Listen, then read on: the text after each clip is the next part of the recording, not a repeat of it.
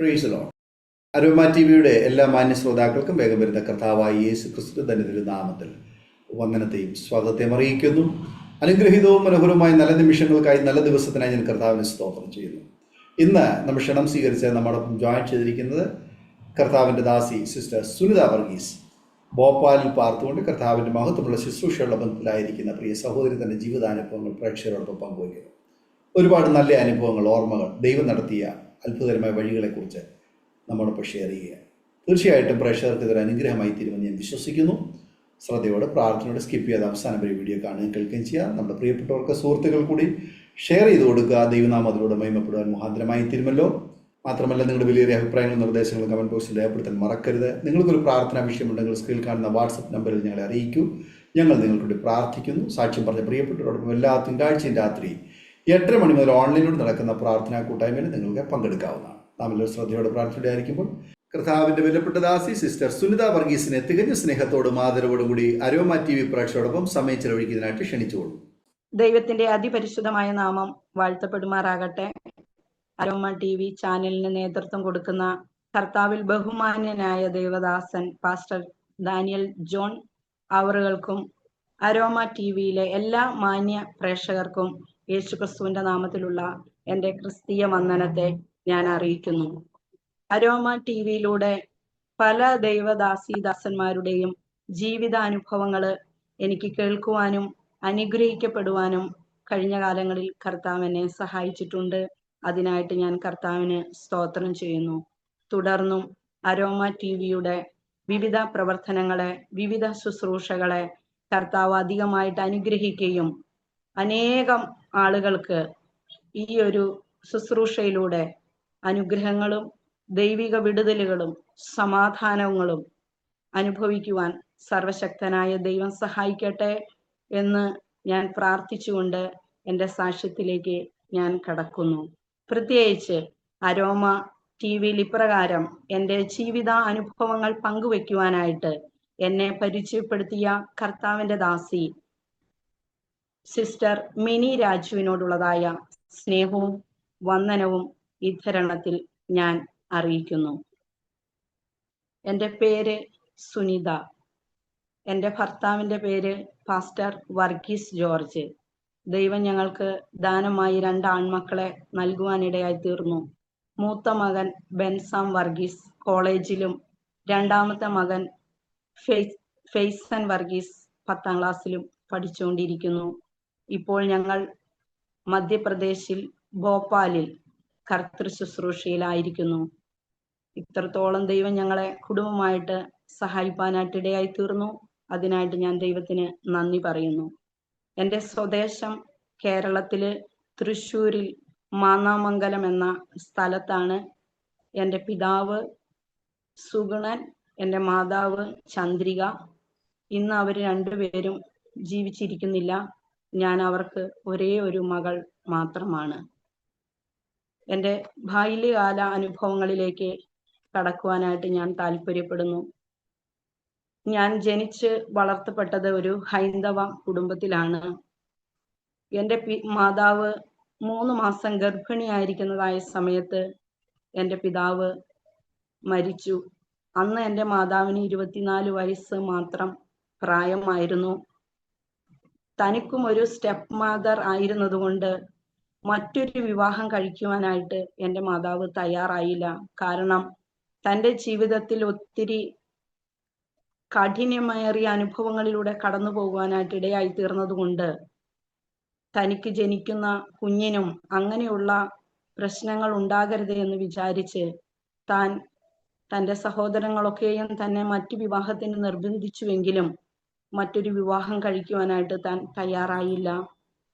അങ്ങനെ എൻ്റെ മാതാവ് തൻ്റെ സഹോദരിയോടൊപ്പമായിരുന്നു പിന്നീടുള്ള നാളുകളൊക്കെയും ചിലവഴിച്ചത്. ഞാൻ ജനിച്ചതും വളർത്തപ്പെട്ടതും എൻ്റെ അമ്മയുടെ മൂത്ത സഹോദരിയുടെ ഭവനത്തിൽ നിന്നായിരുന്നു.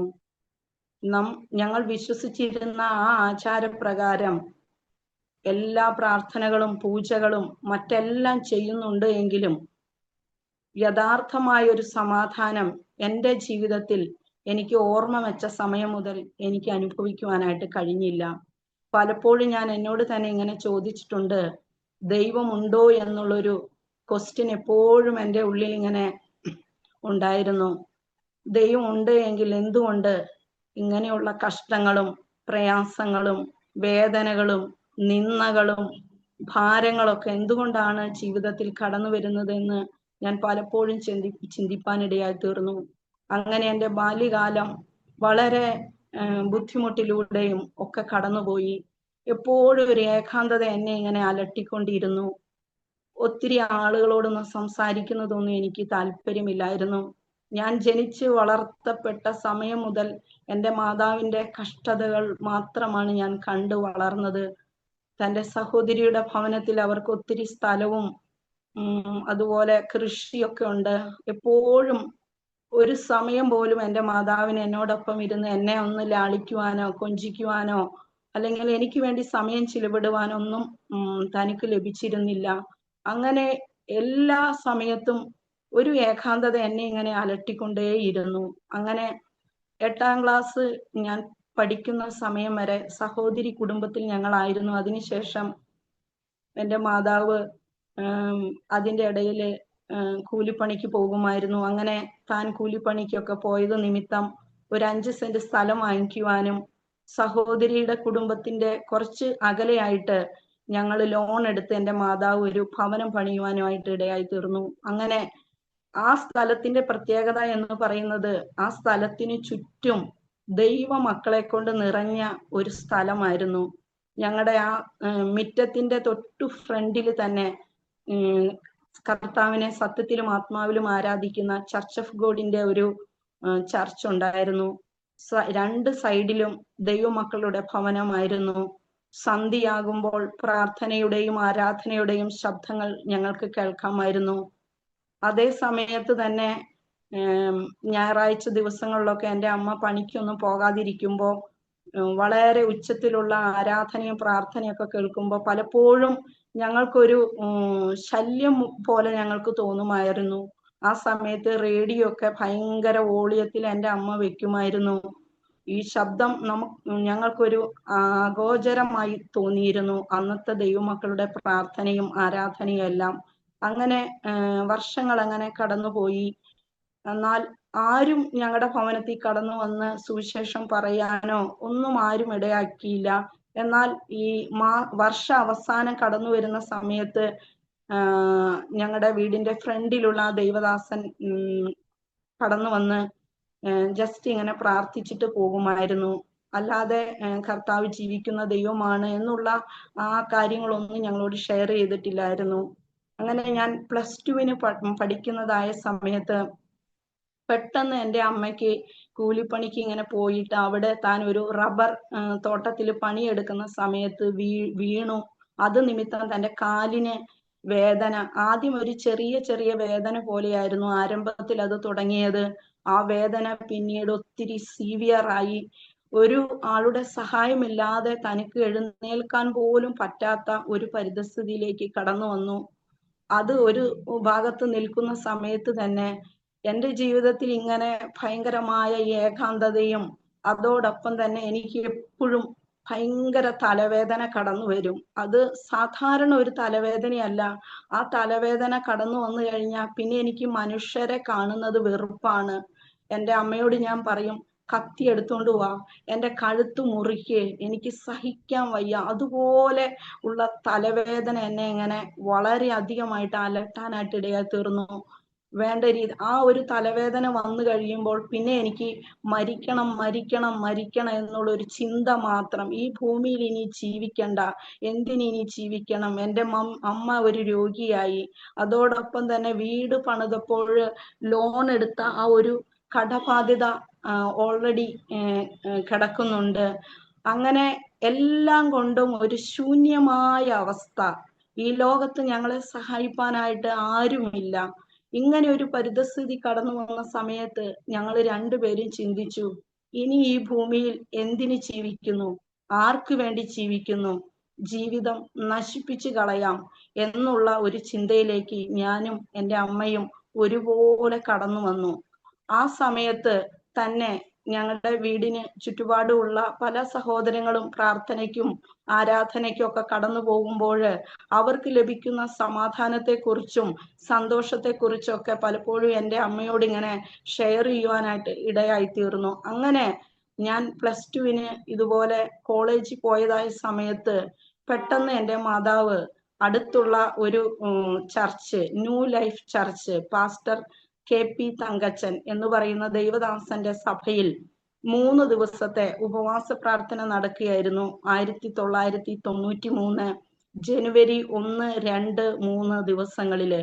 അവിടെ എൻ്റെ അമ്മ അടുത്തുള്ള ഒരു സഹോദരിയോടൊപ്പം, ആ സഹോദരിയുടെ സഹായത്തോടു കൂടെ ആ പ്രാർത്ഥനാ ഭവനത്തിൽ ആ ഉപവാസ പ്രാർത്ഥനയിൽ താൻ കടന്നു പോകുകയും അന്നത്തെ ആ പകൽ പ്രാർത്ഥനയിൽ തന്നെ അവിടെയുള്ള ദൈവദാസന്റെയും ദൈവമക്കളുടെയും പ്രാർത്ഥന നിമിത്തം പൂർണ്ണമായ ഒരു സൗഖ്യം എൻ്റെ മാതാവിന്റെ ജീവിതത്തിൽ താൻ അനുഭവിക്കുവാനിടയായി തീർന്നു. ഞാൻ ഇതൊന്നും അറിയുന്നില്ല. ഞാൻ കോളേജിൽ പോയിരിക്കുന്നു. ഞാൻ 5 മണിയായി കോളേജ് കഴിഞ്ഞ് വീട്ടിൽ വന്ന സമയത്ത്, അല്ലെങ്കിൽ എൻ്റെ അമ്മ ഞാൻ കോളേജിൽ പോകുന്നതിന് മുമ്പ് തനിക്കുള്ള ചോറും ഭക്ഷണങ്ങളെല്ലാം താൻ കിടക്കുന്ന അവിടെ ഞാൻ ഇങ്ങനെ വച്ചിട്ടാണ് പോകാറ്. ഞാൻ അന്ന് തിരിച്ചു വരുമ്പോൾ വളരെ ആരോഗ്യവതിയായി അടുക്കളയിൽ പല കാര്യങ്ങളും ചെയ്തുകൊണ്ടിരിക്കുന്നത് കണ്ടപ്പോൾ എനിക്ക് ഭയങ്കര അത്ഭുതം തോന്നി. എൻ്റെ അമ്മ നടന്ന കാര്യങ്ങളൊക്കെ എന്നോട് ഷെയർ ചെയ്തിട്ട് എന്നോട് പറഞ്ഞു, ഇന്ന് രാത്രി നീ എന്നോടൊപ്പം പ്രാർത്ഥനയ്ക്ക് കടന്നു വരണം, നമുക്ക് ഒരുമിച്ച് പ്രാർത്ഥനയ്ക്ക് പോകാം, നിന്നെ അലട്ടിക്കൊണ്ടിരിക്കുന്ന ഈ തലവേദന കർത്താവ് നിന്നെ സൗഖ്യമാക്കും, അവിടെയുള്ള ദൈവമക്കൾ നിനക്ക് വേണ്ടി പ്രാർത്ഥിക്കും. പക്ഷെ എൻ്റെ അമ്മ എന്നോട് ഇത് പറഞ്ഞെങ്കിലും ആദ്യം എനിക്ക് താല്പര്യമൊന്നും തോന്നിയില്ല. ഞാൻ അമ്മയോട് പറഞ്ഞു, നമുക്ക് എത്രയോ ദൈവങ്ങളുണ്ട്, ആ ദൈവങ്ങൾക്ക് നമ്മളെ വിടുവിപ്പാൻ കഴിയില്ലാതെ അവരുടെ ഒരു ദൈവത്തിന് എങ്ങനെയാണ് നമ്മളെ വിടുവിപ്പാൻ കഴിയുക എന്ന് ഞാൻ എൻ്റെ അമ്മയോട് ചോദിച്ചു. എൻ്റെ അമ്മ എന്നോട് മറുപടി ഒന്നും പറഞ്ഞില്ല. ഞാൻ പറഞ്ഞു, ഞാൻ വരുന്നില്ല, അമ്മ പോയിക്കോ എന്ന് പറഞ്ഞു. അമ്മ ഒരു 5 മണിയായപ്പോ പ്രാർത്ഥനയ്ക്ക് കടന്നുപോയി. അപ്പോൾ എൻ്റെ വീടിന്റെ അടുത്ത് എൻ്റെ ഒരു ഫ്രണ്ട് ഉണ്ട്.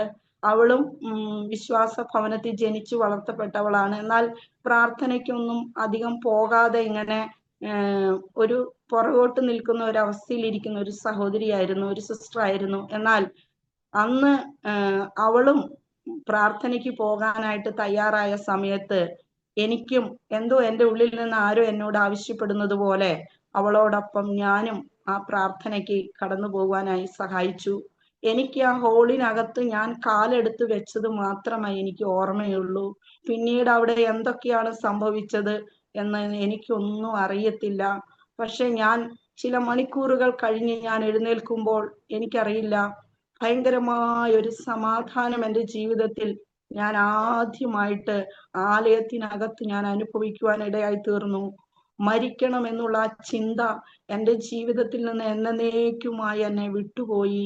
അതിനുശേഷം അവിടെയുള്ള ദൈവദാസൻ പ്രാർത്ഥിച്ച് ഞങ്ങളെ വീട്ടിലേക്ക് അയച്ചു. ഞങ്ങള് മടങ്ങി ഞങ്ങളുടെ ഭവനത്തിൽ വന്നു കഴിഞ്ഞപ്പോൾ ദേശം മുഴുവനും അങ്ങ് കാട്ടുതീ പോലെ പടർന്നു. ഞങ്ങൾ ഇതുപോലെ പെന്തക്കോസുകാരായി മാറി എന്നൊക്കെ പറഞ്ഞ് എൻ്റെ കസിൻ ബ്രദറും കുടുംബവും ഒക്കെ ഞങ്ങളുടെ തൊട്ടടുത്ത് തന്നെ താമസിക്കുന്നുണ്ട്. അവരെല്ലാം ഭയങ്കരമായി ഉള്ള വിഷയങ്ങൾ ഞങ്ങളുടെ ജീവിതത്തിനെതിരെ കടന്നു വന്നു. എങ്കിലും ഞങ്ങൾ പിന്മാറുവാൻ തയ്യാറായില്ല. എന്തെല്ലാം വെല്ലുവിളികൾ ഞങ്ങളുടെ ജീവിതത്തിൽ കടന്നു വന്നോ ആ വെല്ലുവിളികളെല്ലാം ഞങ്ങൾ പ്രാർത്ഥനയോടുകൂടെ നേരിടുവാനായിട്ട് സഹായിച്ചു. എന്നാല് അതിന്റെ നടുവിലൊക്കെ അവിടെയുള്ള ദൈവദാസനും ദൈവമക്കളൊക്കെ വളരെ ഞങ്ങൾക്ക് വേണ്ടി പ്രാർത്ഥിച്ചു. അവർ ഞങ്ങൾക്ക് ധൈര്യം പകർന്നു തന്നു. ഒരു കാര്യം ഞങ്ങൾക്ക് മനസ്സിലായി, മരിക്കുവാനായിട്ട് ഞങ്ങൾ ഇരുന്ന സമയത്ത് ഞങ്ങളെ തിരിഞ്ഞു നോക്കുവാൻ ഒരു മനുഷ്യൻ പോലും ഉണ്ടായില്ല. എന്നാൽ ജീവനുള്ള ദൈവത്തിന് വേണ്ടി ഞങ്ങളെ തന്നെ സമർപ്പിച്ച് കഴിഞ്ഞപ്പോൾ അത് ഞങ്ങളുടെ സ്വജനത്തിൽപ്പെട്ടവർക്ക് നാണക്കേടും അവരെ ഞങ്ങൾ അപമാനം വരുത്തി എന്നുള്ള കാര്യങ്ങളൊക്കെ പറഞ്ഞ് ഞങ്ങളെ വളരെയധികം അവര് പരിഹസിക്കാൻ തുടങ്ങി. എന്നാൽ അതിന്റെ നടുവിലും ദൈവം ഞങ്ങളെ സഹായിച്ചു. അങ്ങനെ ഞങ്ങളുടെ വിശ്വാസ ജീവിതം ആരംഭിക്കുവാനായി തുടങ്ങി. ഞാൻ ചിന്തിച്ചു, എൻ്റെ +2 പഠനത്തിന് ശേഷം TTC പഠിച്ച് ഒരു ടീച്ചറായി എൻ്റെ മാതാവിന്റെ കഷ്ടപ്പാടുകളും വേദനകളൊക്കെ ഒന്ന് മാറ്റി അമ്മയ്ക്കൊരു സ്വാന്തനമായി എൻ്റെ ജീവിതം തീരണമെന്ന് ചിന്തിച്ച് ഞാനിങ്ങനെ പഠനത്തിൽ മുന്നേറുവാനായിട്ട് ആഗ്രഹിച്ചിരിക്കുന്നതായ സമയത്ത് ആ സമയത്ത് മാർച്ച് മാസത്തിൽ ഇതുപോലെ സ്നാനപ്പെടുവാനായിട്ടുള്ളതായ അവസരം ദൈവം എൻ്റെ ജീവിതത്തിൽ ഒരുക്കി. അങ്ങനെ എപ്പോഴും നിരന്തരമായിട്ടുള്ള ഉപവാസവും പ്രാർത്ഥനയിലും ഞാനും എൻ്റെ മാതാവും നിരന്തരം സംബന്ധിപ്പാനായിട്ട് ഇടയായി തീർന്നു. ഏത് പ്രാർത്ഥന കൂട്ടത്തിൽ ഞാൻ പോയിരുന്നാലും അവിടെ വരുന്ന ദൈവദാസൻ എന്നോട് ആലോചന പറയും, കർത്താവ് നിന്നെ തിരഞ്ഞെടുത്തത് കർത്താവിന്റെ വേലയ്ക്ക് വേണ്ടിയാണ്, നീ അതിനു വേണ്ടി സമർപ്പിക്കണം. അങ്ങനെ പല പ്രാവശ്യം 25-ൽ അധികം ദൈവദാസന്മാരിലൂടെ ദൈവാലോചന കേൾപ്പാനിടയായി തീർന്നു. ഞാൻ ചിന്തിച്ചു, ഫ്രണ്ടിൽ പോയിരിക്കുന്നത് കൊണ്ടായിരിക്കും പക്ഷെ ഞാൻ ഏത് മീറ്റിങ്ങിന് ഞാൻ എവിടെ ഇരുന്നാലും ഒരു ശബ്ദമെങ്കിലും കർത്താവിന്റെ വേലയ്ക്ക് നിന്നെ തന്നെ സമർപ്പിക്കണം എന്നുള്ള ഒരു ദൈവിക ശബ്ദം ഞാൻ കേൾക്കുവാനിടയായി തീർന്നു. പക്ഷെ കർത്താവിന്റെ വേല ചെയ്യുന്നതിൽ എനിക്ക് കുഴപ്പമൊന്നുമില്ല. പക്ഷെ എൻ്റെ ഏറ്റവും വലിയ പ്രശ്നം, എൻ്റെ അമ്മയെ ഒറ്റയ്ക്കായിട്ട് ഞാൻ എങ്ങനെ ദൈവത്തിന്റെ വചനം പഠിക്കാനായിട്ട് കടന്നു പോകും? അതുവരെ എൻ്റെ ജീവിതത്തിൽ ഒരു ദിവസം പോലും എൻ്റെ അമ്മയെ പിരിഞ്ഞ ഒരു ദിവസം പോലും എൻ്റെ ജീവിതത്തിൽ ഉണ്ടായിട്ടില്ല.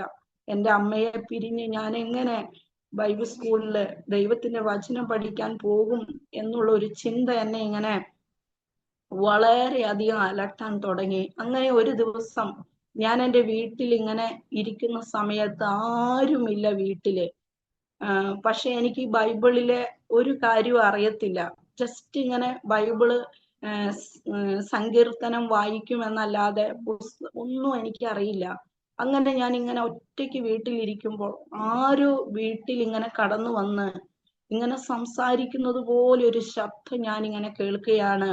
127 സങ്കീർത്തനത്തിന്റെ 1 വാക്യം, യഹോവ വീട് പണിയാതിരുന്നാൽ പണിയുന്നവർ വൃഥ അധ്വാനിക്കുന്നു. യഹോവ പട്ടണം കാക്കാതിരുന്നാൽ കാവൽക്കാർ വൃഥ ജാഗരിക്കുന്നു. ആ വചനം എൻ്റെ ഉള്ളിലേക്ക് ഇങ്ങ് കയറിയിട്ട് പെട്ടെന്ന് എന്നോട് ആരോ പറയുക, നീ ഓടിച്ചെന്ന് ബൈബിൾ എടുക്ക് വായിക്കെന്ന്. ഞാൻ പെട്ടെന്ന് ബൈബിൾ എടുത്ത് ഇങ്ങനെ തുറന്നപ്പോ ഈ സങ്കീർത്തനം 127-ന്റെ 1 വാക്യം. അപ്പോൾ എന്നോട് ആരോ പറയാ, നീ നിന്റെ അമ്മയോട് കൂടെ ഇവിടെ ഇരുന്നാലും യഹോവ നിന്റെ അമ്മയെ സൂക്ഷിക്കുന്നില്ല എങ്കിൽ നീ ഇവിടെ ഇരിക്കുന്നത് കൊണ്ട് ഒരു അർത്ഥവുമില്ല. നീ എൻ്റെ ശബ്ദത്തിന് നിന്നെ തന്നെ സമർപ്പിച്ച് എൻ്റെ വചനം പഠിക്കാൻ നീ കടന്നുപോയാല് നിന്റെ അമ്മയെയും നിന്നെയും ഞാൻ നോക്കിക്കൊള്ളാം എന്നുള്ള ഒരു ദൈവത്തിന്റെ ശബ്ദം എൻ്റെ ഉള്ളിലേക്ക് ഇങ്ങനെ ആരോ പറയുന്നത് പോലെ തോന്നി. ഞാൻ ഉടനെ എൻ്റെ ദേവദാസന്റെ അടുക്ക് ചെന്ന് പറഞ്ഞു, എനിക്ക് എൻ്റെ അമ്മയെ കുറിച്ചൊന്നും ഒരു ഭാരമില്ല, എനിക്ക് ദൈവവചനം പഠിക്കണം. അങ്ങനെ ദൈവത്തിന്റെ ദാസന്റെ സഹായത്തോടുകൂടെ 1993 ജൂൺ മാസത്തിൽ ഗോസ്പൽ ഫോർ ഏഷ്യ ബിബ്ലിക്കൽ സെമിനാരി തിരുവല്ലയില് 3 വർഷം ദൈവത്തിന്റെ വചനം പഠിക്കുവാൻ സർവശക്തനായ ദൈവം എന്നെ സഹായിച്ചു. 1996 മാർച്ചിൽ എൻ്റെ ഗ്രാജുവേഷന് ശേഷമായിട്ട് അവിടെയുള്ളതായ ഓഫീസിൽ ഒരു അക്കൗണ്ട് സെക്ഷനിൽ വർക്കും അതോടൊപ്പം തന്നെ ഹോസ്പിറ്റൽ വിസിറ്റിങ്, ജയിൽ മിനിസ്ട്രി, അതുപോലെ ഉള്ള വീക്കെൻഡിലൊക്കെ ഹൗസ് വിസിറ്റിങ്, അങ്ങനെ പല സുവിശേഷ കാര്യങ്ങളിലും ഏർപ്പെടുവാനായിട്ട് കർത്താവ് എന്നെ സഹായിച്ചു. അങ്ങനെ 10 വർഷക്കാലം അവിടെ ഓഫീസ് വർക്ക് ചെയ്യുന്നതോടൊപ്പം തന്നെ കർത്താവിന്റെ വേലയുടെ വിവിധ കാര്യങ്ങളിൽ ഏർപ്പെട്ടുകൊണ്ട് ദൈവവയലയിലായിരിക്കാൻ കർത്താവ് എന്നെ സഹായിച്ചു. അങ്ങനെ ഇരിക്കുമ്പോഴാണ് ഒത്തിരി വിവാഹാലോചനകൾ എനിക്ക് കടന്നു വന്നു. പല വിവാഹാലോചനകളും ഒത്തിരി ദൂരത്തുള്ള സ്ഥലത്തു നിന്ന് വരിക. തിരുവനന്തപുരം, വയനാട്, ഇടുക്കി, ഏത് പ്രപ്പോസൽ എനിക്ക് കടന്നു വന്നാലും 3 ദിവസം ഞാൻ ഉപവസിച്ച് പ്രാർത്ഥിക്കും. 3 ദിവസം ആ പ്രപ്പോസൽ വന്ന ഉടനെ പ്രാർത്ഥിക്കും. എല്ലാ മാസവും ഞാൻ 3 ദിവസം എൻ്റെ ഭാവിക്ക് വേണ്ടി പ്രാർത്ഥിക്കും. കർത്താവേ, അങ്ങയുടെ ഹിതമല്ലാത്തതൊന്നും എൻ്റെ ജീവിതത്തിൽ സംഭവിക്കരുത്. അങ്ങനെ വർഷങ്ങൾ കടന്നുപോയി. 10 വർഷം ഞാൻ നിരന്തരമായി പ്രാർത്ഥിച്ചുകൊണ്ടേയിരുന്നു. അങ്ങനെ ഉള്ള പ്രാർത്ഥനയുടെ ഫലമായിട്ട് ഞാൻ പ്രാർത്ഥിക്കുമ്പോൾ ദൈവം എന്നോട് പറഞ്ഞു, ഹാഗാറിന് വേണ്ടി ഒരു അമ്പിൻ പാടക്കരെ ഒരു നീരുറവ തുറന്നതുപോലെ നിന്റെ വിവാഹ വിഷയത്തിന് വേണ്ടിയും ദൈവം വഴി തുറക്കും എന്നുള്ളൊരു ദൈവത്തിന്റെ ശബ്ദം പരിശുദ്ധാത്മാവ് എന്നോട് സംസാരിപ്പാനായിട്ട് ഇടയായി തീർന്നു. അങ്ങനെ 2006 എൻ്റെ വിവാഹം നടക്കുവാനിടയായി തീർന്നു. അതും എൻ്റെ വീടിന്റെ 35 കിലോമീറ്റർ മാത്രം ദൂരെയുള്ള ഒരു സ്ഥലത്ത് നിന്ന്. ആ സമയത്ത് എൻ്റെ ഹസ്ബൻഡ് ഇറ്റാർസിയില് കർത്താവിന്റെ വേലയോടും അതോടൊപ്പം തന്നെ സെക്യുലർ ആയിട്ട് ഒരു സ്കൂളിൽ പഠിപ്പിക്കുകയും താൻ ചെയ്യുകയായിരുന്നു.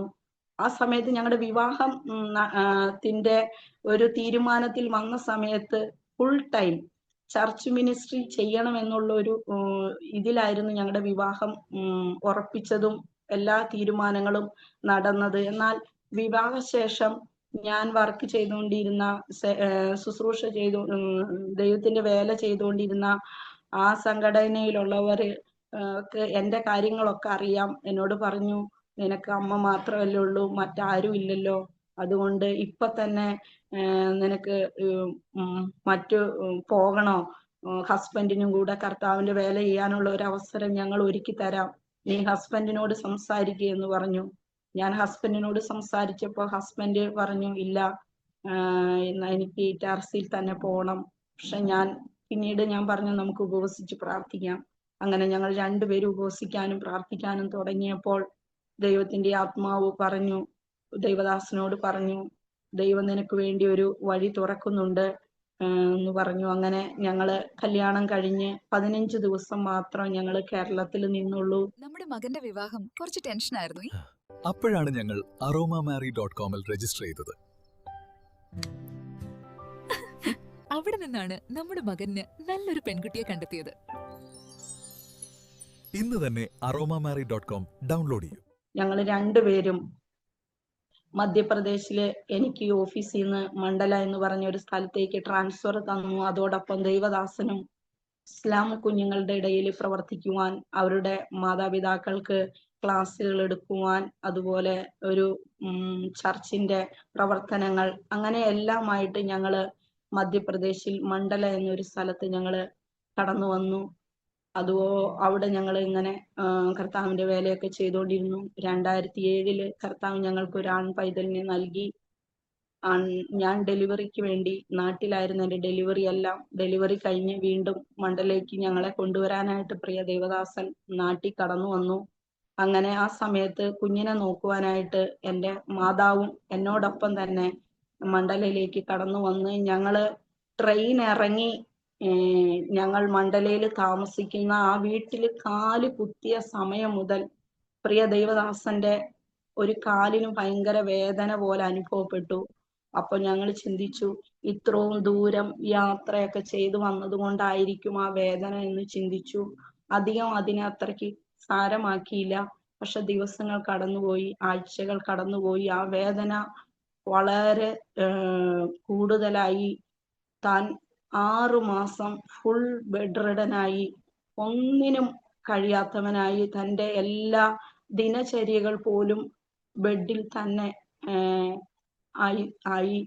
ആ സമയത്തൊക്കെ വളരെ എൻ്റെ മനസ്സിൽ ഒത്തിരി ചിന്തകളും ഭാരങ്ങളൊക്കെ കടന്നു വന്നു. ദൈവമേ, എൻ്റെ ആയുസ് മുഴുവനും ഞാനിങ്ങനെ എൻ്റെ ഭർത്താവിനെ ഇങ്ങനെ നോക്കി എൻ്റെ ആയുസ് കഴിയുമോ? കുഞ്ഞൊരു കുഞ്ഞ്, എൻ്റെ മാതാവ് എൻ്റെ ഒപ്പം ഉണ്ട്.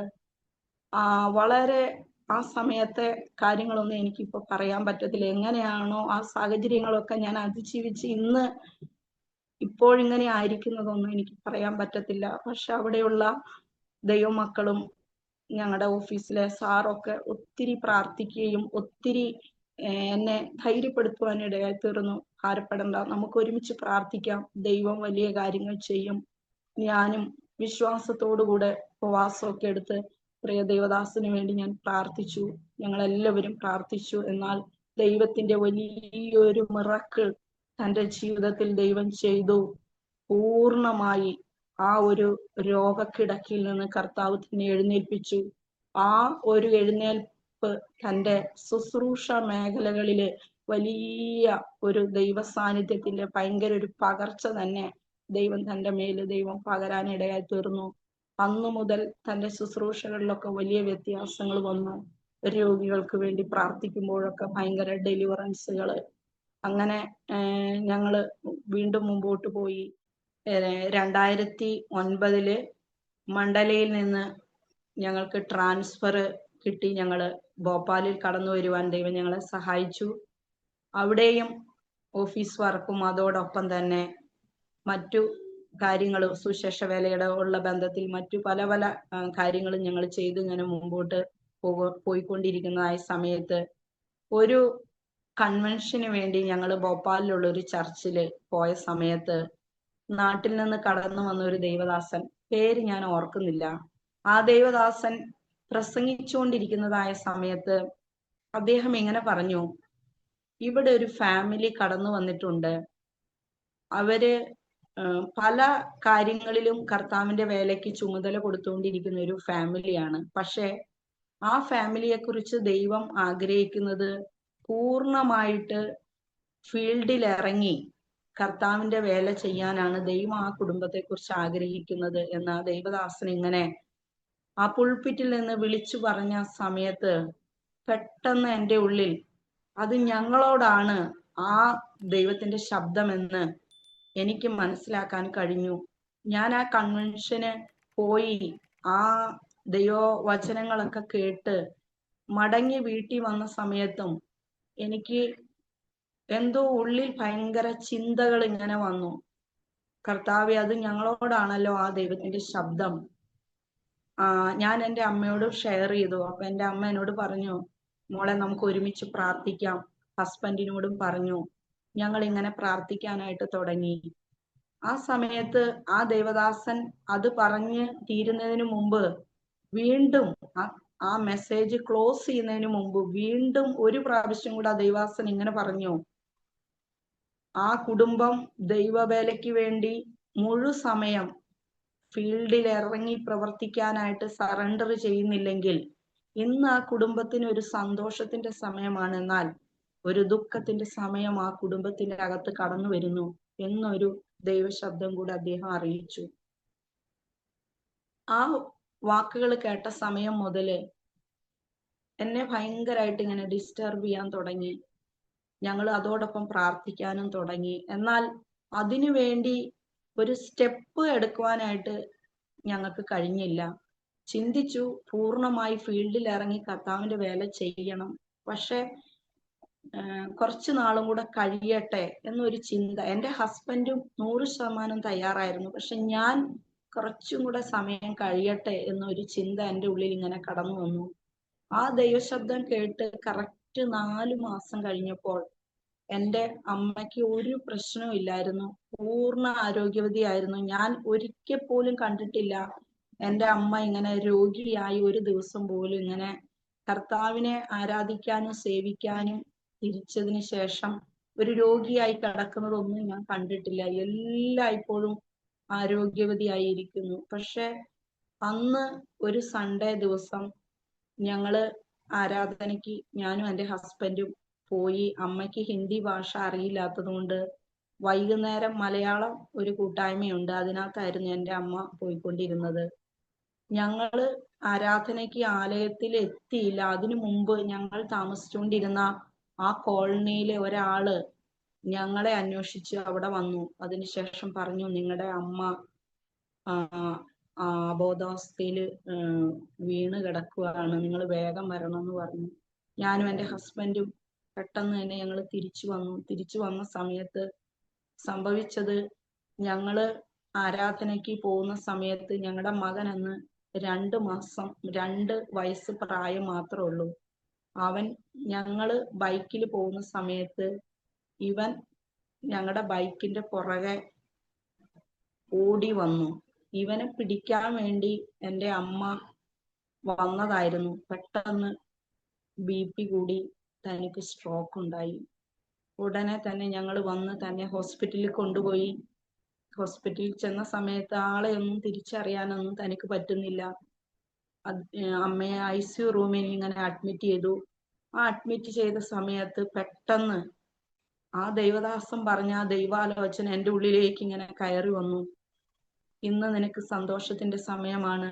ഈ സന്തോഷത്തിന്റെ സമയം നീ മുഴുവനായിട്ട് ഫീൽഡിൽ ഇറങ്ങി കർത്താവിന്റെ വേല ചെയ്യുവാൻ നീ നിന്നെ സമർപ്പിക്കുന്നില്ല എങ്കിൽ ഒരു ദുഃഖത്തിന്റെ സമയം നിന്റെ ജീവിതത്തിൽ കടന്നു വരുന്നു. ആ ഒരു ദൈവശബ്ദം എൻ്റെ ഉള്ളിൽ ഇങ്ങനെ, ഞാൻ അവിടെ ICU റൂമിൽ ഞാൻ മുട്ടുകുത്തി ഞാൻ ദൈവത്തോട് പറഞ്ഞു, ദൈവമേ, എൻ്റെ അമ്മയെക്കുറിച്ച് എന്താണോ ഒരു പൂർണ്ണ വിടുതലെങ്കിൽ അത് അല്ല, എന്താ ദൈവത്തിന്റെ ഇഷ്ടം? ഞാൻ കർത്താവിന്റെ വേല എന്ത് ദൈവം പറയുന്നു അത് ചെയ്യാൻ ഞങ്ങൾ തയ്യാറാണ്. അതേ സമയം തന്നെ ദൈവത്തിന്റെ ആത്മാവ് ഒരു വചനം എൻ്റെ ഉള്ളിൽ തരുന്നു. യിരെമ്യാ പ്രവചനം 4-ാം അധ്യായത്തിന്റെ 3-ാം വാക്യം, നിങ്ങൾ മുള്ളുകളുടെ ഇടയിൽ വിതയ്ക്കാതെ തരിശു നിലം ഉഴുവിൻ. ഞങ്ങൾ അവിടെ സറണ്ടർ ചെയ്തു. അമ്മയുടെ ട്രീറ്റ്മെന്റുകളും കാര്യങ്ങളൊക്കെ ചെയ്തു. ഒരു 6 മാസം താനും ബെഡ് റിഡൻ ആയിരുന്നു. അതിനുശേഷം 2010 ജൂൺ മാസം 10-ാം തീയതി കർത്താവിന്റെ സന്നിധിയിൽ താൻ ചേർക്കപ്പെട്ടു. അതോടൊപ്പം തന്നെ ഞാനും ഓഫീസിലെ വർക്കും മറ്റ് ഉള്ള എല്ലാ വേലകളെല്ലാം ഞങ്ങൾ റിസൈൻ ചെയ്തു. അതിനുശേഷം ഞങ്ങള് കംപ്ലീറ്റ് ആയിട്ട് കർത്താവിന്റെ വേല ഫീൽഡിൽ ഇറങ്ങി പ്രവർത്തിക്കാനായിട്ട് ഞങ്ങൾ സറണ്ടർ ചെയ്ത് ഞങ്ങൾ പുറത്തു വന്നു. അതിനുശേഷം ഞങ്ങൾക്ക് അറിയില്ല എന്ത് ചെയ്യണം, എങ്ങനെ ചെയ്യണം, ഒന്നും ഞങ്ങൾക്കറിയില്ല. ഞങ്ങളുടെ ആരും നോർത്ത് ഇന്ത്യയിൽ ഇല്ല, ഞങ്ങളെ സഹായിക്കാനോ അങ്ങനെ ആരും തന്നെ ഞങ്ങൾക്കില്ല. ആ സമയത്ത് 2011 ഞങ്ങൾക്ക് വേറൊരു ആൺമകനെ കൂടെ കർത്താവ് ഞങ്ങളുടെ കുടുംബ ജീവിതത്തിൽ തന്നു. അങ്ങനെ 2 കുഞ്ഞുങ്ങളുമായിട്ട് വീണ്ടും ഞങ്ങൾ നോർത്തിൽ ഇതുപോലെ ഭോപ്പാലില് ഇന്ന് ഞങ്ങൾ താമസിച്ചുകൊണ്ടിരിക്കുന്നതിന്റെ കുറച്ച് അകലെയായിട്ട് ഒരു വാടക വീട്ടിൽ ഞങ്ങൾ ഇങ്ങനെ താമസിച്ചുകൊണ്ടിരിക്കുക. എങ്ങനെ കർത്താവിന്റെ വേല എങ്ങനെ തുടങ്ങണം ഒന്നും അറിയത്തില്ല. ഞങ്ങൾ നിരന്തരം പ്രാർത്ഥിക്കാൻ തുടങ്ങി. എവിടെ സ്റ്റാർട്ട് ചെയ്യണം എന്നുള്ള ഒരു രീതിയിൽ ഞങ്ങൾ നിരന്തരം 3 ദിവസം, 7 ദിവസം, 21 ദിവസം, 40 ദിവസം അങ്ങനെ കണ്ടിന്യൂസ് ഞങ്ങൾ ഉപവസിക്കാനും പ്രാർത്ഥിക്കാനും ഇങ്ങനെ തുടങ്ങി. അതോടൊപ്പം അടുത്തുള്ള ഒരു സഭയിൽ ഞങ്ങൾ പോകും ആരാധനയ്ക്കായിട്ട്. നിരന്തരം ഉപവാസവും പ്രാർത്ഥനയും അങ്ങനെ ബറായി എന്ന് പറയുന്ന ഒരു ഗ്രാമത്തില് ഞങ്ങള് സ്ലമ്മിന്റെ ഇടയിൽ കുഞ്ഞുങ്ങൾക്ക് വേണ്ടി ഫ്രീ ട്യൂഷൻ കൊടുക്കാമെന്ന് ചിന്തിച്ച് ഞങ്ങൾ അവിടെ ഒരു ചെറിയ പ്രവർത്തനം ആരംഭിച്ചു. അങ്ങനെ അവിടെയുള്ള സ്ലം കുഞ്ഞുങ്ങളെ ട്യൂഷൻ കൊടുക്കാനും മാതാപിതാക്കൾക്ക് ക്ലാസ്സുകൾ എടുക്കാനൊക്കെ ഞങ്ങൾ തുടങ്ങി. അങ്ങനെ 2-3 വർഷക്കാലം ആ ഗ്രാമത്തില് ഞങ്ങളുടെ പ്രവർത്തനങ്ങളൊക്കെ ഞങ്ങൾ ഇങ്ങനെ ചെയ്തു. അനേകര് കർത്താവിനെ അറിയാനായിട്ട് ഇടയായി തീർന്നു. അനേകം കുഞ്ഞുങ്ങൾക്ക് യഥാർത്ഥമായ ദൈവിക സത്യങ്ങൾ പറഞ്ഞു കൊടുത്തു. നല്ല മോറൽ ടീച്ചിങ്ങുകൾ അവർക്ക് കൊടുത്തു. അങ്ങനെ ഞങ്ങള് ആ ഗ്രാമത്തിൽ പ്രവർത്തിച്ചുകൊണ്ടിരിക്കുന്ന സമയത്ത് 2015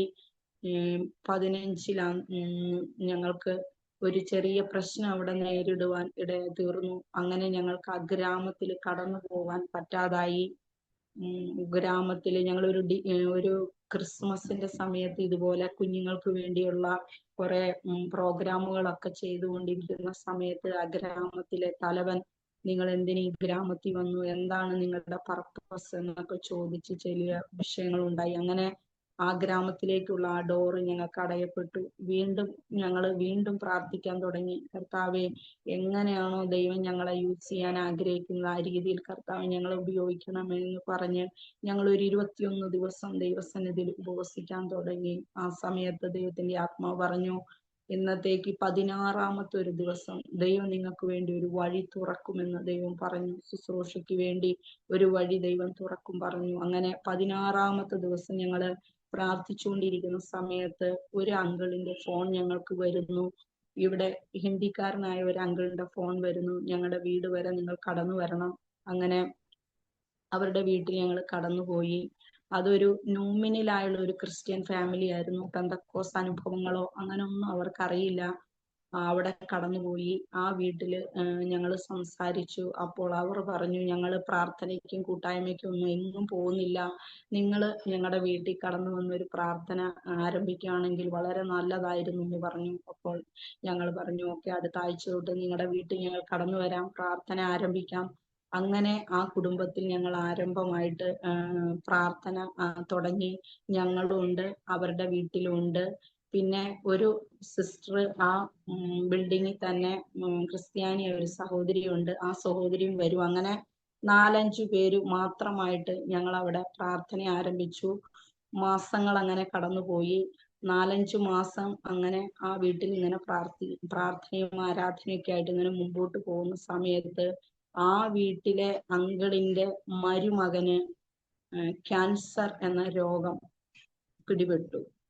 അതും ലങ്സ് ക്യാൻസർ 4ാമത്തെ സ്റ്റേജ്. മെഡിക്കൽ സയൻസ് പറഞ്ഞു ഇനി ഒരു ആഴ്ച പോലും അദ്ദേഹം ജീവിച്ചിരിക്കില്ല എന്ന് പറഞ്ഞ് അദ്ദേഹത്തെ ഹോസ്പിറ്റലിൽ പോലും തള്ളി ഇവരുടെ ഭവനത്തിൽ കൊണ്ടുവന്നു. ഞങ്ങൾ അപ്പൊ ഇങ്ങനെ ചിന്തിച്ചു, പ്രാർത്ഥന നടത്തുന്ന ഒരു വീട്ടില് ഇങ്ങനൊരു രോഗാവസ്ഥ വന്നു കഴിഞ്ഞാൽ പിന്നെ ആര് ഈ വീട്ടിൽ പ്രാർത്ഥനയ്ക്ക് കടന്നു വരും? ഞങ്ങളുടെ മിനിസ്ട്രിയുടെ ആരംഭ ഒരു സമയമാണ്. ഞങ്ങള് വീണ്ടും പ്രാർത്ഥിക്കാൻ തുടങ്ങി. പ്രാർത്ഥിക്കുന്ന സമയത്ത് ദൈവത്തിന്റെ ആത്മാവ് ഉൽപ്പത്തി പുസ്തകം 45-ാം അധ്യായം 27-ാം വാക്യത്തില് ജോസഫ് അയച്ച രഥങ്ങളെ കണ്ടപ്പോൾ അവൻ അപ്പനായ യാക്കോബിന് ചൈതന്യം വന്നു എന്നുള്ളതായ വചനം ഞങ്ങളോട് ഇടപെട്ടു. ഞങ്ങൾ 21 ദിവസം ഫുള്ളായിട്ട് ആ ബ്രദറിന് വേണ്ടി ഞങ്ങൾ ഉപവസിച്ചു പ്രാർത്ഥിച്ചു. കർത്താവെ, അദ്ദേഹത്തിനൊന്നും സംഭവിക്കരുത്, അദ്ദേഹത്തെ ജീവനുള്ള കർത്താവ് എഴുന്നേൽപ്പിക്കണം, അങ്ങയുടെ ഒരു സാക്ഷിയാക്കി മാറ്റണം എന്ന് ഞങ്ങൾ പ്രാർത്ഥിച്ചു. ദൈവത്തിന്റെ അത്ഭുതം എന്ന് പറയട്ടെ, കർത്താവ് അദ്ദേഹത്തെ പൂർണ്ണമായി സൗഖ്യമാക്കി. ഇന്ന് 14 വർഷത്തോളമായി ഒരു മെഡിസിൻ പോലും കഴിക്കാതെ ആരോഗ്യവാനായി താൻ ജീവിക്കുന്നു. അത് ദൈവം ചെയ്ത വലിയൊരു കാര്യമാണ് ഞങ്ങളുടെ ശുശ്രൂഷയുടെ ആരംഭത്തിൽ. അത് ഞങ്ങളുടെ വിശ്വാസത്തെ വർദ്ധിപ്പിച്ചു, ആ കുടുംബത്തിലുള്ളവരുടെ വിശ്വാസത്തെ വർദ്ധിപ്പിച്ചു. പെട്ടെന്ന് ആ ഒരു വിടുതൽ സംഭവിച്ചതോടുകൂടെ പല കുടുംബങ്ങളിലേക്കുള്ള കണക്ഷൻസുകൾ ദൈവം ഞങ്ങൾക്ക് തന്നു. അങ്ങനെ കുട്ടികളില്ലാത്ത ആളുകള് 5 വർഷമായിട്ടും 8 വർഷമായിട്ടും ഒക്കെ കുഞ്ഞുങ്ങളില്ലാത്ത കുടുംബങ്ങളിൽ പോയി പ്രാർത്ഥിക്കുവാൻ, അതുപോലെ ഡിമോണിക് പവർ ആയിരിക്കുന്ന ആളുകൾ, അവർക്ക് വേണ്ടി അങ്ങനെ ഞങ്ങള് പ്രാർത്ഥിക്കാൻ തുടങ്ങി. ദൈവം എല്ലാവരും അന്യജാതികളായ ആളുകളാണ്. അവരാദ്യമായിട്ടാണ് കർത്താവിനെ കുറിച്ച് കേട്ടത്. അവരെല്ലാം വിടുതൽ പ്രാപിക്കുവാനും വിശ്വസിക്കുവാനും കർത്താവിന്റെ കൽപ്പനകൾ അനുസരിക്കുവാനും ഒക്കെ ദൈവം സഹായിച്ചു. ഇന്ന് ഒരു കർത്താവിനെ ആരാധിക്കുന്ന ഒരു കൂട്ടം ഭോപ്പാലിൽ കർത്താവ് ഞങ്ങൾക്ക് തന്നു. അതിനായിട്ട് ഞാൻ ദൈവത്തെ സ്തുതിക്കുന്നു. എന്നാൽ ഇതിന്റെ പുറകിൽ അനവധിയായ കഷ്ടങ്ങളും നിന്ദകളും ബുദ്ധിമുട്ടുകളും ഒക്കെ അനുഭവിക്കാൻ ഇടയായി തീർന്നു. എങ്കിലും അതിന്റെ നടുവിലൊന്നും ദൈവം ഒരിക്കലും കൈവിടുവാൻ ഇടയായില്ല. ദൈവത്തിന്റെ വചനം പറയുന്നത് പോലെ അവങ്കിലേക്ക് നോക്കിയവർ പ്രകാശിതരായി, അവരുടെ മുഖം ലജ്ജിച്ചു പോയതുമില്ല. ദൈവത്തിങ്കിലേക്ക് നോക്കി ദൈവം ഇന്ന് വരെയും ലജ്ജിപ്പാനായിട്ട് ഇടയായി തീർന്നില്ല. അതിനായിട്ട് ഞാൻ ദൈവത്തെ സ്തുതിക്കുന്നു. ഇങ്ങനെ ചർച്ച് ഇതുപോലെ ഗ്രോ ചെയ്ത് വളർന്നു വരുന്നതായ സമയത്ത്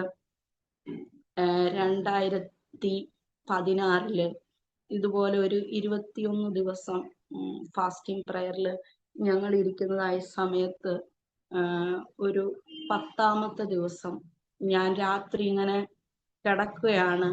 രാത്രി കിടക്കുന്ന സമയത്ത് ഒരു വ്യക്തി, ആ വ്യക്തി ഞാനിങ്ങനെ കാണുക, ആ വ്യക്തി വന്നിട്ട് പറഞ്ഞു, ഞാൻ നിന്നെ കൊല്ലും, ഞാൻ നിന്നെ കൊല്ലും, ഈ ദേശത്ത് പ്രവർത്തിക്കാൻ പറ്റില്ല, ഈ ദേശം എൻ്റെ ദേശമാണ് എന്ന് പറഞ്ഞ് എന്നെ ഞാൻ കാണുന്നു. എന്നെ ഭയങ്കര ആ ഒരു കാഴ്ച ഞാനങ്ങ് മെന്റലി എനിക്കൊരു മരണഭയം എന്നെ പിടിച്ചു. എനിക്ക് പിന്നെ പേടിയാ, ഒരു വ്യക്തിക്ക് വേണ്ടി പ്രാർത്ഥിക്കാൻ എനിക്ക് പേടി. ഈ ചിന്ത എൻ്റെ മനസ്സിലേക്ക് ഇങ്ങനെ കടന്നു വരും. അല്ലെങ്കിൽ എനിക്ക് ആർക്ക് വേണ്ടി പ്രാർത്ഥിക്കണമെന്നൊന്നും എനിക്ക് ഒരു പേടി ഉണ്ടായിരുന്നില്ലായിരുന്നു. ഏത് രോഗികൾക്ക് വേണ്ടിയും ഏത് പ്രശ്നത്തിന് വേണ്ടിയൊക്കെ ഞാൻ പ്രാർത്ഥിക്കുമായിരുന്നു. പെട്ടെന്ന് ഇങ്ങനെ ഒരു സ്വപ്നം കണ്ടതോടുകൂടെ ഒരു മരണഭയം എൻ്റെ ഉള്ളിൽ കയറി. ഞാനിങ്ങനെ ചിന്തിച്ചു, ഞാൻ മരിച്ചു പോകും, എൻ്റെ മക്കൾക്ക് ഇനി അമ്മയില്ലാതെയായി തീരും. അങ്ങനെ ഒരു ചിന്ത എൻ്റെ ഉള്ളിൽ ഇങ്ങനെ കയറി. പിന്നെ എനിക്ക് പ്രാർത്ഥിക്കാനോ മറ്റുള്ളവർക്ക് വേണ്ടി പ്രാർത്ഥിക്കാനോ ഒന്നും കഴിയാത്ത ഒരു വല്ലാത്ത ഒരു അവസ്ഥയിലൂടെ പോയി. കുറച്ച് സമയങ്ങൾ ഇങ്ങനെ കടന്നുപോയി. പക്ഷെ പിന്നീട് എനിക്ക് മനസ്സിലായി, ഇത് പിശാചിന്റെ ഒരു വലിയ തന്ത്രമാണ്. ശുശ്രൂഷയിൽ നിന്ന് പുറകോട്ട് കളഞ്ഞ് ദൈവം എന്നെ കുറിച്ച് ആഗ്രഹിക്കുന്ന ആ ഒരു ദൗത്യത്തിലേക്ക് കയറാതെ എന്നെ ക്ഷീണിപ്പിക്കാനുള്ള ഒരു സൈത്താൻ ഒരുക്കുന്ന ഒരു പദ്ധതി എന്ന് മനസ്സിലാക്കി ആ ഒരു വിഷയത്തിന് വേണ്ടി ഉപവസിക്കാനും പ്രാർത്ഥിക്കുവാനും ഒക്കെ ദൈവം കുടുംബമായി ഞങ്ങളെ സഹായിച്ചു. അങ്ങനെ ഉപവസിക്കുകയും പ്രാർത്ഥിക്കുകയും ഒക്കെ ചെയ്തതിന്റെ വെളിച്ചത്തിൽ ദൈവം അങ്ങനെയുള്ള ആ ഭയത്തിൽ നിന്നൊക്കെ കർത്താവിനെ വിടുവിച്ച് പുറത്ത് കൊണ്ടുവന്നു.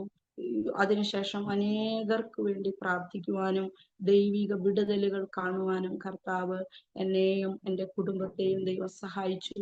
അതിനായിട്ട് ഞാൻ കർത്താവിന് സ്തോത്രം ചെയ്യുന്നു.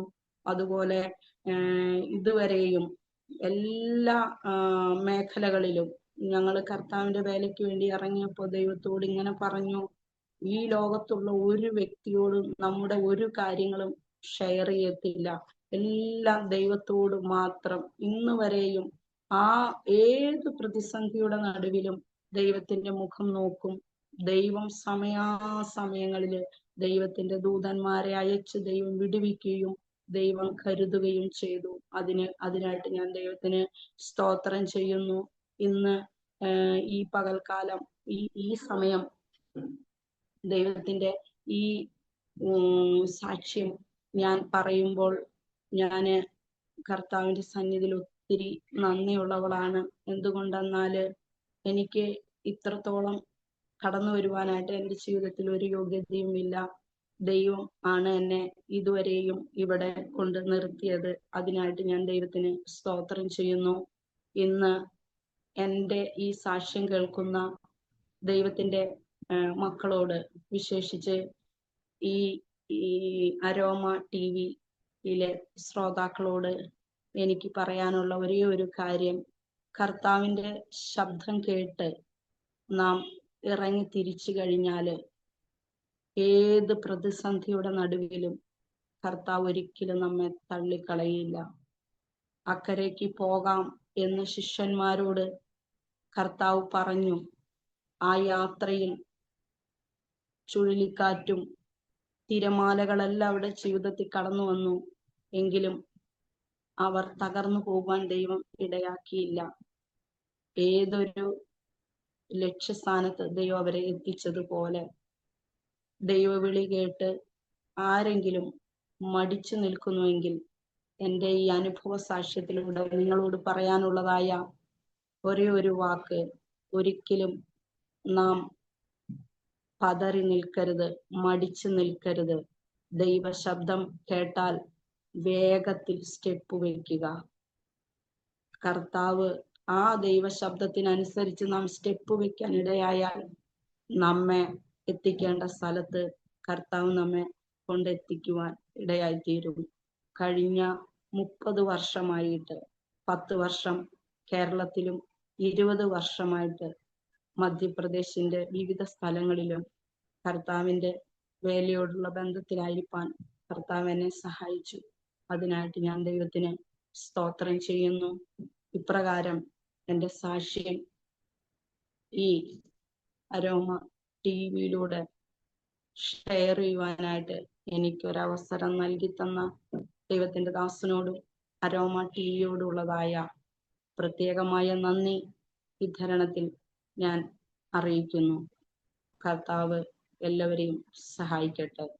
ഒരു വാക്ക് ഞാൻ നിങ്ങൾക്ക് വേണ്ടി പ്രാർത്ഥിക്കാൻ ആഗ്രഹിക്കുന്നു. സ്വർഗപിതാവേ, ഈ നല്ല സമയത്തിനായിട്ട് ഞാൻ കർത്താവിനെ സ്തോത്രം ചെയ്യുന്നു. അല്പസമയം അങ്ങയുടെ സന്നിധിയിൽ ജീവിതാനുഭവങ്ങളെ പങ്കുവെക്കുവാൻ സർവശക്തനായ ദൈവം എൻ്റെ ജീവിതത്തിൽ ഒരു അവസരം തന്നതിനായി സ്തോത്രം. ഇന്ന് ഞാൻ പറയപ്പെട്ട ഈ ജീവിതാനുഭവങ്ങൾ കേൾക്കുന്നവരുടെ ജീവിതത്തിൽ വലിയ അനുഗ്രഹത്തിനും വിടുതലിനും കാരണമായി തീരട്ടെ എന്ന് ഞാൻ പ്രാർത്ഥിക്കുന്നു. കർത്താവെ, ആരെങ്കിലും നിരാശയോടോ ഭാരത്തോടോ ആയിരിക്കുന്നുവെങ്കിൽ ഇന്നത്തെ ഈ ടെസ്റ്റ് മണി അവരെ ബലപ്പെടുത്തുന്നതായി തീരട്ടെ എന്ന് പ്രാർത്ഥിക്കുന്നു. അരോമ ടിവിയുടെ നേതൃത്വം കൊടുക്കുന്ന ഞങ്ങളുടെ ദാസനെയും ശുശ്രൂഷകളെയും കർത്താവ് അനുഗ്രഹിക്കണം. അങ്ങയുടെ കരങ്ങളിൽ ഏൽപ്പിക്കുന്നു. പ്രാർത്ഥനകളുടേതിനായി സ്തോത്രം. യേശുവിന്റെ നാമത്തിൽ തന്നെ. ആമേൻ. ആമേൻ. താങ്ക് യു കർത്താവിൻ്റെ ദാസി സിസ്റ്റർ സുനിത വർഗീസ്. ഇത്രത്തോളം സമയം വളരെ അനുഗ്രഹിക്കപ്പെട്ട ജീവിതാനുഭവവും ദൈവം നടത്തിയ അത്ഭുതകരമായ വഴികളെയും കുറിച്ച് അരോമ TV ശ്രോതാക്കളോടൊപ്പം പങ്കുവയ്ക്കുവാൻ സ്വർഗത്തിലെ ദൈവം കൃപ ചെയ്ത് ഓർത്ത് ഞാൻ കർത്താവിന് സ്തോത്രം ചെയ്യുന്നു. ഒരു പിതാവിനെ കാണുവാൻ കഴിയാതെ ഈ ലോകത്ത് ജനിച്ച് ഈ ലോകത്തെ ജീവിതം ആരംഭിച്ച ഒരു ബാല്യം, അത് വളരെ വേദന നിറഞ്ഞതും വളരെ കഷ്ടതയുടെ നടുവിലൂടെയും വളർന്നു വന്ന ആ കുട്ടിക്കാലത്തെ ചില ഓർമ്മകൾ പങ്കുവച്ചത് ഞാൻ ശ്രദ്ധയോടെ കേട്ടു. ഒരുപക്ഷെങ്കിൽ ആ മാതാവിന് മറ്റൊരു വിവാഹം ചെയ്ത് തൻ്റെ കുടുംബജീവിതം തുടരാമായിരുന്നു.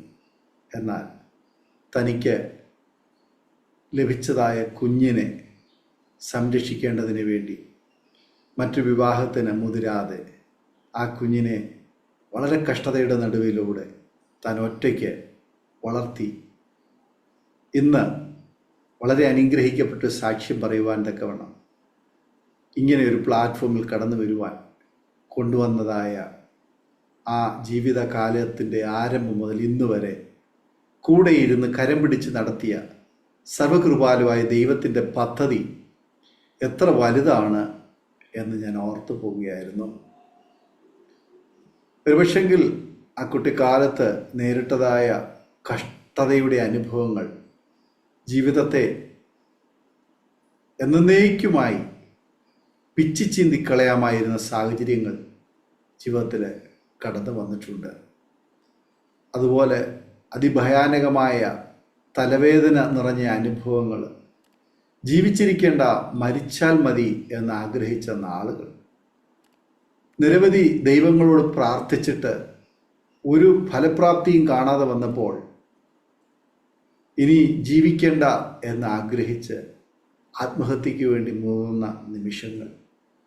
എന്നാൽ അതിനൊന്നും ഏൽപ്പിച്ചു കൊടുക്കാതെ ദൈവത്തിന് ഒരു പദ്ധതി ഉണ്ടായിരുന്നത് കൊണ്ട് സർവശക്തനായ ദൈവം അതിനു വേണ്ടി ചില വഴികൾ ഒരുക്കി. അങ്ങനെ കർത്താവായ യേശു ക്രിസ്തുവിനെ കണ്ടുമുട്ടുവാനും ഒരു ദൈവത്തിൻ്റെ മകളായി തീരുവാൻ, ദൈവത്തിൻ്റെ പൈതലായി തീരുവാൻ ദൈവം കൃപ ചെയ്ത നല്ല അനുഭവങ്ങൾക്കായിട്ട് ഞാൻ ദൈവത്തിന് സ്തോത്രം ചെയ്യുന്നു. പ്രിയ കർത്താവിൻ്റെ ദാസി, അറിഞ്ഞ സത്യത്തിന് വേണ്ടി അറിഞ്ഞ സമയം മുതൽ ഇന്ന് വരെ നിലനിൽക്കുവാനും അതിൻ്റെയൊക്കെ നടുവിൽ വില കൊടുത്ത ചില അനുഭവങ്ങളെക്കുറിച്ച് പറയുകയുണ്ടായി. എന്നാൽ ഒന്നും അത് വൃഥാവല്ല. അത് വലിയ പ്രതിഫലത്തിന് വേണ്ടിയുള്ള ജീവിതത്തിലെ സഹനങ്ങൾ മാത്രമായിരുന്നു എന്ന് തിരിച്ചറിഞ്ഞ് ഇന്ന് കർത്താവിന് വേണ്ടി മധ്യപ്രദേശിൽ സാക്ഷ്യം വഹിപ്പാൻ ദൈവം ഉപയോഗിച്ചുകൊണ്ടിരിക്കുന്നു എന്ന് കേൾക്കാൻ കഴിഞ്ഞു. കർത്താവിൻ്റെ ദാസിയെയും പ്രിയ കർത്താവിൻ്റെ ദാസിനെയും കുഞ്ഞുങ്ങളെയും ദൈവം ശക്തമായ ആ ദേശത്ത് അനേക പ്രിയപ്പെട്ടവരുടെ വിടുതലിന് വേണ്ടി ഉപയോഗിച്ചുകൊണ്ടിരിക്കുന്നു എന്ന് കേൾക്കാൻ കഴിഞ്ഞു. ഇനിയും ദൈവം നിങ്ങളെ ഉപയോഗിക്കട്ടെ. സൗഖ്യത്തോടെ, ആരോഗ്യത്തോടെ, ദീർഘായുസോടെ കർത്താവിന് വേണ്ടി നല്ല സാക്ഷ്യം വഹിപ്പാൻ, ശക്തമായ ശുശ്രൂഷകൾക്ക് നേതൃത്വം കൊടുക്കുവാൻ, പ്രതികൂലങ്ങളുടെ നടുവിൽ പിന്മാറിപ്പോകാതെ സധൈര്യം മുന്നേറുവാൻ കർത്താവ് നിങ്ങൾക്ക് കൃപ ചെയ്യട്ടെ എന്ന് ഇത്തരണത്തിൽ ആശംസിക്കുന്നു, പ്രാർത്ഥിക്കുന്നു. വിലപ്പെട്ട സമയം വേർതിരിച്ച് അനുഗ്രഹിക്കപ്പെട്ട സാക്ഷ്യം അരോമ TV ശ്രോതാക്കളോടൊപ്പം പങ്കുവച്ചതിന് പ്രത്യേക നന്ദിയും സ്നേഹവും കടപ്പാടും അറിയിക്കുന്നു. കർത്താവ് ധാരാളമായി അനുഗ്രഹിക്കുമാറാകട്ടെ. പ്രേക്ഷകരെ, ഈ സാക്ഷ്യം നിങ്ങളുടെ ജീവിതത്തിൽ ഒരു അനുഗ്രഹമായി തീർന്നു നിങ്ങൾ പൂർണ്ണമായി വിശ്വസിക്കുക. തീർച്ചയായിട്ടും നിങ്ങളുടെ പ്രിയപ്പെട്ടവർക്ക്, സുഹൃത്തുക്കൾക്ക് നിങ്ങൾ ഷെയർ ചെയ്ത് കൊടുക്കണം. സമാന ജീവിതാനുഭവങ്ങളിലൂടെ കടന്നു പോകുന്ന പ്രിയപ്പെട്ടവർക്ക് ഈ സാക്ഷ്യം ഒരാശ്വാസവും അനുഗ്രഹവുമായി തീരും എന്ന് ഞങ്ങൾ വിശ്വസിക്കുകയാണ്. നിങ്ങളുടെ വലിയ അഭിപ്രായങ്ങളും നിർദ്ദേശങ്ങളും കമൻറ്റ് ബോക്സിൽ രേഖപ്പെടുത്താൻ മറക്കരുത്. നിങ്ങൾക്കൊരു പ്രാർത്ഥനാ വിഷയമുണ്ടെന്ന് ഞങ്ങളുമായി പങ്കുവയ്ക്കാൻ നിങ്ങൾ ആഗ്രഹിക്കുന്നുവെങ്കിൽ തീർച്ചയായിട്ടും സ്ക്രീനിൽ കാണുന്ന വാട്സപ്പ് നമ്പറിൽ ഞങ്ങളെ അറിയിച്ചാൽ ഞങ്ങൾ നിങ്ങൾക്ക് വേണ്ടി പ്രാർത്ഥിക്കുകയും ഞങ്ങൾക്ക് അത് പ്രോത്സാഹനവുമായിരിക്കും എന്നുള്ള കാര്യം തിരുവനന്തപുരത്തിൽ ഓർപ്പിക്കുന്നു. എല്ലാ തിങ്കളാഴ്ചയും രാത്രി 8:30 മണി മുതൽ ഓൺലൈനിലൂടെ നടക്കുന്ന ഓൺലൈൻ പ്രാർത്ഥനാ കൂട്ടായ്മയിലും നിങ്ങൾ സംബന്ധിക്കുവാൻ ഞങ്ങൾ ക്ഷണിച്ചുകൊള്ളുന്നു. അടുത്ത അനുഗ്രഹിക്കപ്പെട്ട സാക്ഷ്യവും വചനസിദ്ധയുമായി നാം വീണ്ടും കൂടി കാണുമ്പോഴേയും എല്ലാ പ്രിയപ്പെട്ടവർക്കും good bye. God bless you all. Amen. aromamarry.com നല്ലൊരു വരനെ കണ്ടു. നമുക്കൊന്ന് നോക്കിയാലോ?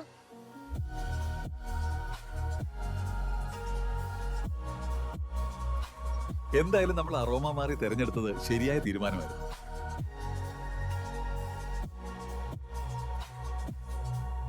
aromamarry.com വെബ്സൈറ്റ് ആൻഡ് മൊബൈൽ ആപ്ലിക്കേഷനിലൂടെ ജീവിത പങ്കാളിയെ കണ്ടെത്തും. രജിസ്ട്രേഷൻ തികച്ചും സൗജന്യം.